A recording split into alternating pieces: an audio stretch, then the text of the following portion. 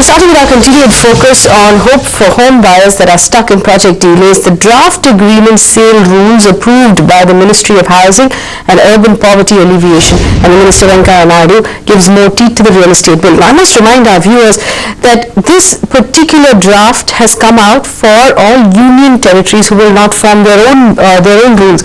Every state will form rules of its own, but it's assumed, of course, that the states will in spirit stay with the rules formed by the central government for the union territories. Essentially, once the draft rules we're talking about are implemented, developers will have to follow very strict guidelines and deliver homes on time.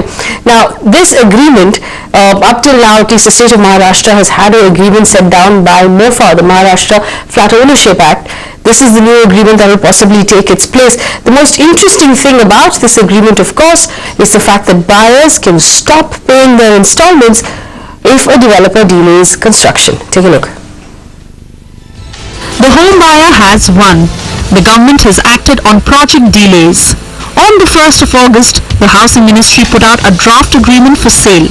This is essentially the standard agreement that was promised to home buyers under the real estate regulator. These draft rules clearly mention that timely delivery of possession of the apartment or the plot is the essence of the agreement. Under the draft rules, developers will have to abide by strict timelines and indicate the date of delivery clearly in the agreement.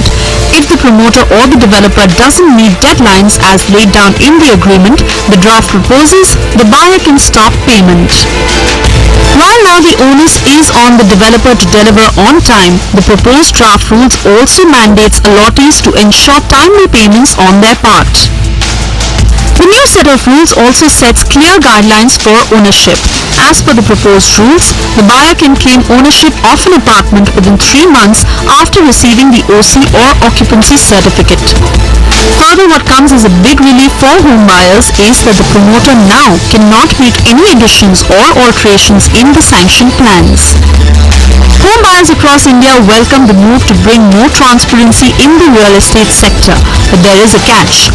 For now, the draft agreement for sale rules 2016 will be applicable only for union territories.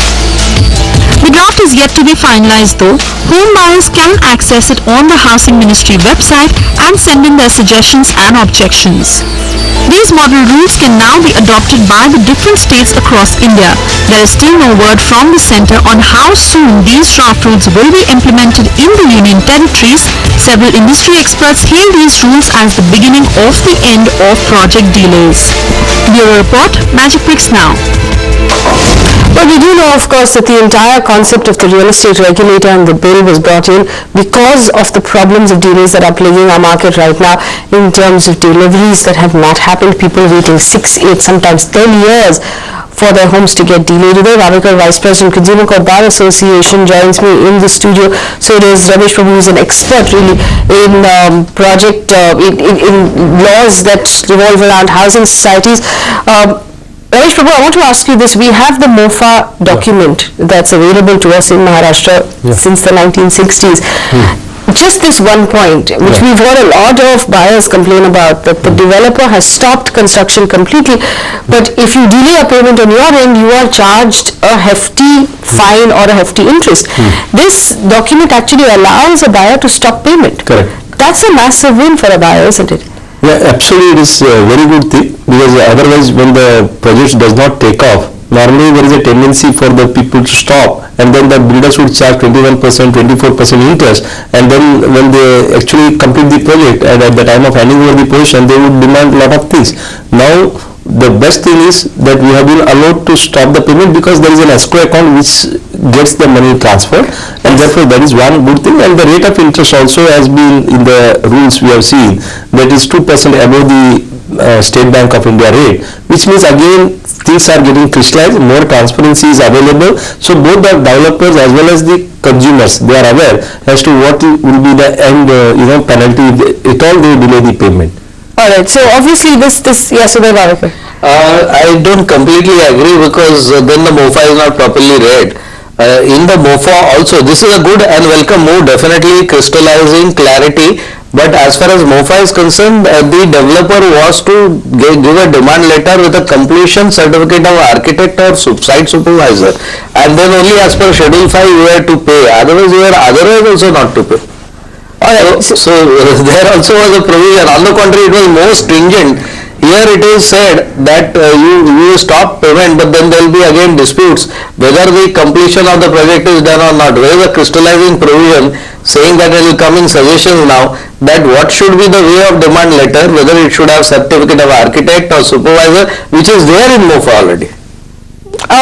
So when you compare the two, if you're saying that this particular document doesn't have the teeth that MOFA has, what was the need then for a real estate regulator if we had such a strong MOFA in place? Otherwise, we wouldn't be having this conversation of delays across the country. And let's be honest, there are delays in Maharashtra, delays in Pune, there are delays in Mumbai.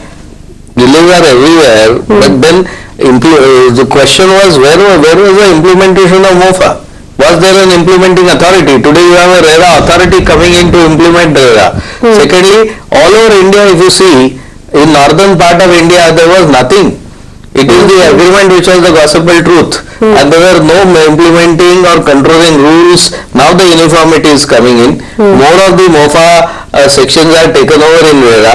It has been improvised in many sections, and I must compliment for that. For example, if you take the definitions which are more clarified now, who is a promoter, very specifically mentioned there, how the promoter's role will be, then an AXCO account is coming to have a check, otherwise the project money was transferred, which was not there in MOFA. But then certain things in MOFA, like for example common amenities. Common amenities are very well specified that you can't sell the parking place under the MOFA. There was a Supreme Court judgment. Here the common amenities are not that well defined, saying that you can't build a parking on a garden and road, and the common spaces are defined very well, but then there is no clarity so far. Alright, so last Ramesh Prabhu, when we look at this, obviously this is not the document that applies to any of the states. This is the document that will apply to union territories. And if we have in the state of Maharashtra had a MOFA that has always been stronger, it's very likely that MOFA will continue to influence the standard contract that the state government is going to draw up.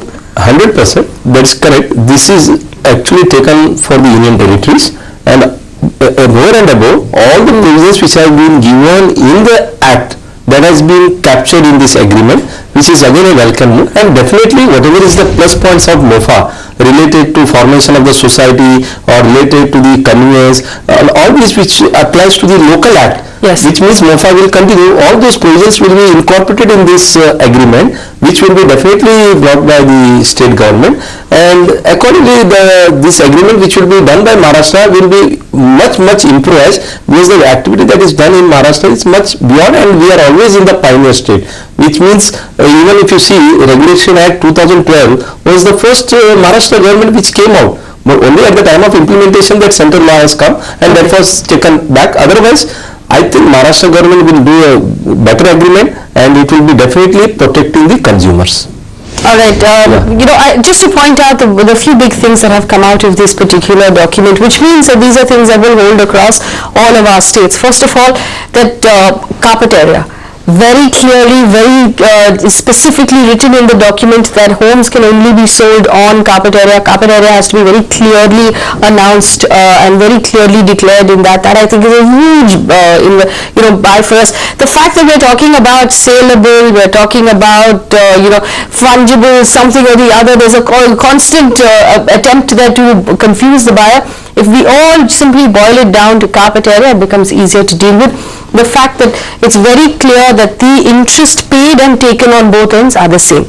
So whether you delay your payment or the developer delays his delivery, the interest that you will charge each other will be the same. I think that's another very important point being brought about by this document. And if the developer has stopped construction completely, you are within your powers to completely stop payments and not have to pay interest on that. These are a couple of the big points that have come out from the document that's been released by the Union Ministry of Housing. Agreement also contains that layout has been approved, project has been approved, it has been registered with the regulatory authority. The regulatory authority will not allow you to sell at all. That means unless until the project is clear in all respect, the developer is not allowed to receive a single money and not allowed to do the advertisement also. And not allowed, yes. The best feature of this act is, which we have not yet pointed out, is anything that builder issues as an allotment letter or agreement or MOU, the buyer can take advantage of it and still can ask more in the agreement. Absolutely correct. But that will not be binding in the agreement. So total consumer friendly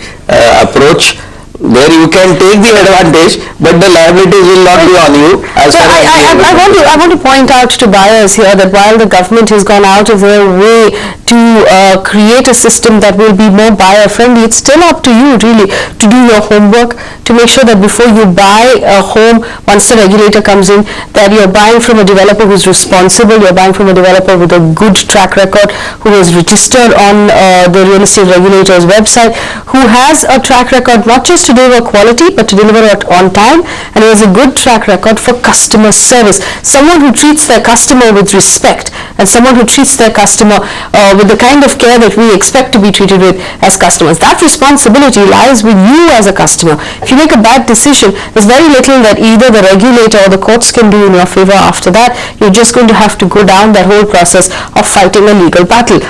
It is, of course, a better world for us to be home buyers and customers, but the responsibility does not move away from us. Because, I want to thank Uday Vavekar and Ramesh Prabhu for joining us on the show and talking about the changes that are being made. Let's talk about other big stories coming out of Mumbai right now, and this is on the civic side. If we've been talking about potholes for so long in this monsoon, and we've noticed that it